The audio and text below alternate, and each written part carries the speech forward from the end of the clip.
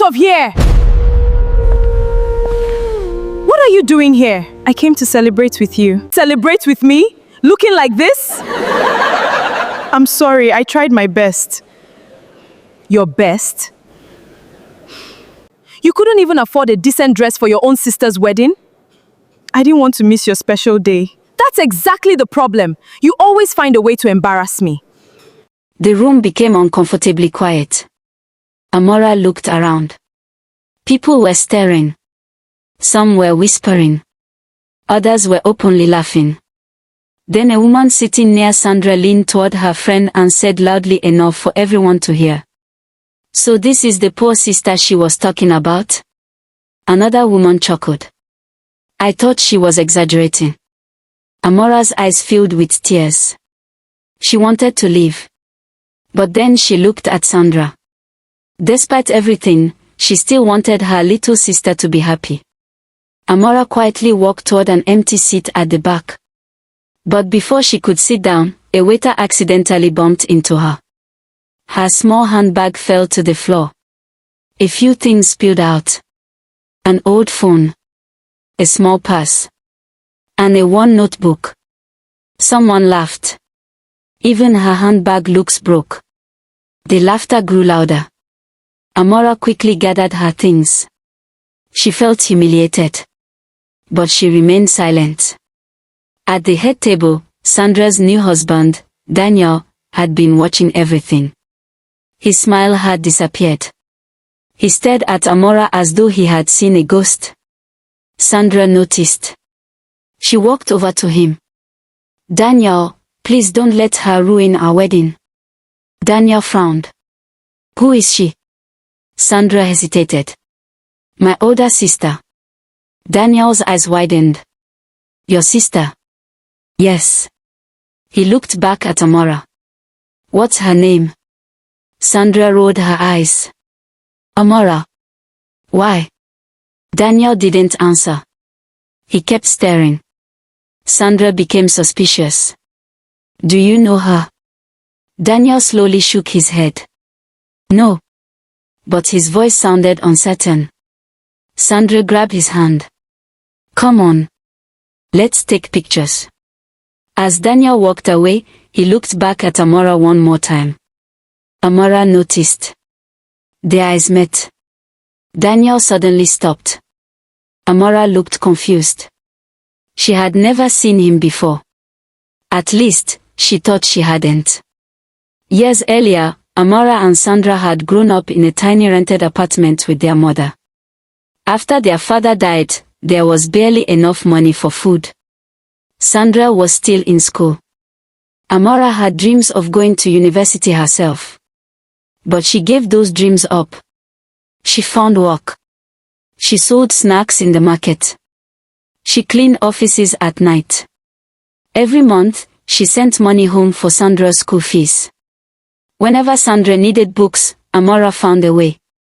Whenever Sandra needed clothes, Amara sacrificed her own needs. One evening, Sandra had called her crying. "Amara, they said I can't write my exams because I haven't paid my fees." Amara had been exhausted from work. She had barely eaten that day. Still, she asked, "How much?" Sandra told her. Amara closed her eyes. "That's okay. I'll handle it. But you don't have the money." "I'll find it." And she did. She worked extra shifts for weeks. Sandra eventually graduated. But success slowly changed her. She stopped talking about their difficult childhood. She stopped introducing Amara to her friends. Whenever someone asked about her family, Sandra simply said, "My family is complicated." Amara never complained. She was just happy Sandra was doing well. Now, standing at Sandra's wedding, she wondered whether all those sacrifices had meant anything. A woman suddenly approached her. It was Daniel's mother. She looked at Amara with obvious disgust. "You're the sister?" "Yes, ma'am." Daniel's mother scoffed. "I heard Sandra had a sister who wasn't doing well financially." Amara nodded quietly. Yes.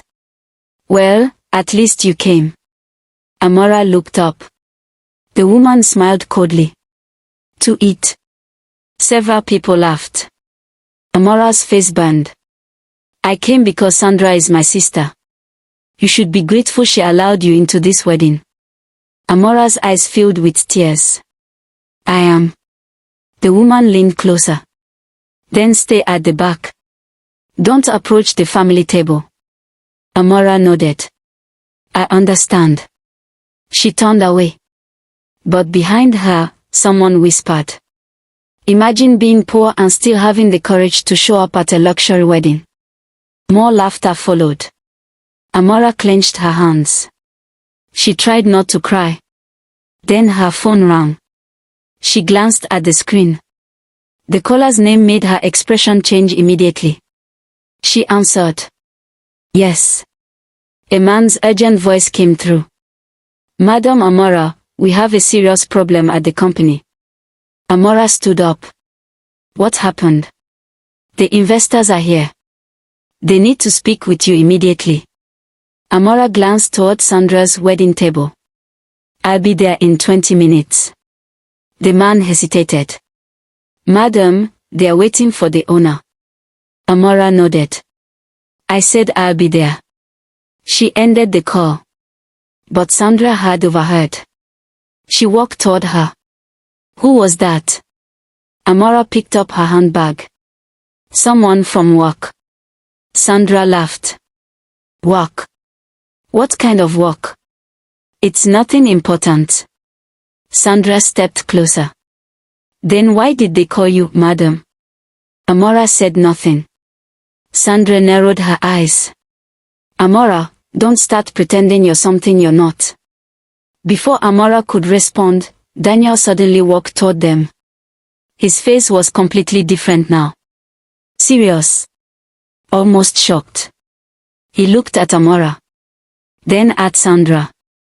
Then back at Amara. And finally, he said quietly. Madam Amara. The entire table went silent. Daniel took another step forward. Sandra stared at him. Daniel, why are you calling my sister madam? Daniel looked at her. Because she is my boss. Daniel's words landed like a thunderclap. Nobody moved. Sandra stared at him. What? Daniel turned toward Amara. I'm sorry, Mom. I didn't recognize you immediately. Amara shook her head. Daniel, please. This isn't the place. But Daniel couldn't stay quiet. He looked around the room. This woman is the reason I have the career I have today. Sandra's face went pale. Her mother-in-law stepped forward. Wait. You're saying this poor woman is your boss? Daniel nodded. Yes. A guest laughed nervously. That can't be true. Daniel looked directly at him. Then maybe you should stop judging people by their clothes. Silence. Sandra stared at Amara. Daniel, what company are you talking about? Daniel answered. Amara Holdings. Sandra's mouth dropped open. Amara Holdings. Yes. Sandra looked at her sister. But, that's a huge company. Daniel nodded. And she owns it. The room exploded with whispers. No way. She's the owner. I thought she was poor. Sandra couldn't speak. She looked at Amara as though she were seeing her for the first time. Daniel continued. 3 years ago, I was unemployed. I had applied to dozens of companies. Nobody wanted me. He paused. Then I walked into her office. Amara looked uncomfortable. Daniel, you don't have to explain all this. Yes, I do. He turned toward the guest. She interviewed me herself. Daniel's voice became emotional. I had nothing. No connections. No wealthy family. Nothing. He looked at Amara. She gave me a chance. Amara smiled faintly. You worked hard for it. Daniel shook his head. You gave me the opportunity to work hard. Sandra's eyes filled with tears. She remembered something. Years earlier, when she had needed money to finish school, Amara had told her she was working for a businesswoman. Sandra had never asked questions. She had assumed Amara was just doing small jobs. Now she realized the truth. Amara had built something enormous while everyone assumed she was struggling. Sandra whispered. Why didn't you ever tell me? Amara looked at her. Would you have believed me? Sandra lowered her head. She had no answer. Then Daniel's mother stepped forward. But if she owns such a big company, why does she dress like this? Amara looked at the woman. Then she calmly replied. Because I don't need expensive clothes to prove my worth. The room went silent again. Daniel smiled. That's exactly who she is. Sandra suddenly began crying. She walked toward Amara. I'm sorry. Amara didn't move. Sandra wiped her tears. I was ashamed of you. Amara's expression softened. I know. I wanted everyone to think I came from a rich family. Amara nodded slowly. So you pretended I wasn't part of it. Sandra began sobbing. I was wrong. Amara finally reached for her hand. You were embarrassed by where we came from. But I was never embarrassed by you. That broke Sandra. She hugged her sister tightly. I don't deserve you. Amara whispered. Don't say that. Just don't forget me again. Daniel watched them quietly. Then he turned toward the guests. There is something else you all need to know. Sandra pulled away. Daniel, what else? Daniel looked at her. Your sister didn't just help you with school. Sandra frowned. What do you mean? She paid for the first year of your business training. Sandra froze. What? Daniel nodded. When you told everyone that you got your opportunity because of your own savings, that wasn't completely true. Sandra looked at Amara. You paid for it. Amara sighed. I didn't want you to know. Why? Because I didn't want you to feel like you owed me. Sandra covered her mouth. The memories came rushing back. All those times Amara said she was fine. All those times she refused to buy herself new clothes. All those times she told Sandra not to worry about money. Sandra had thought her sister was simply poor. She had never realized her sister was sacrificing everything so she could succeed. Sandra fell to her knees. Please forgive me. Amara quickly pulled her up. Don't kneel before me. Sandra cried. But I hate you. Yes, you did. The honesty shocked everyone. Amara continued. And there were moments when I went home and cried because I wondered whether my sacrifices meant anything. Sandra broke down again. They meant everything. Amara hugged her. You're my sister. That's why I did it. Daniel smiled.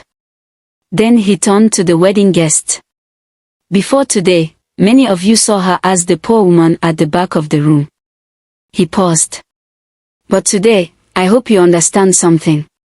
He looked at Amara. Never confuse simple clothing with a simple life. Everyone applauded. The woman who had mocked Amara earlier lowered her head in shame. Daniel's mother approached Amara.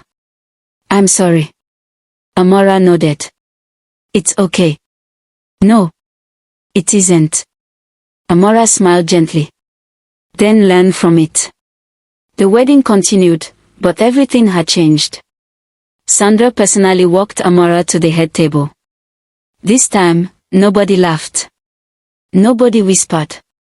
Nobody looked down on her. Sandra held her sister's hand and said, I want everyone here to know something. She turned toward the guests. This woman isn't just my sister. She smiled through her tears.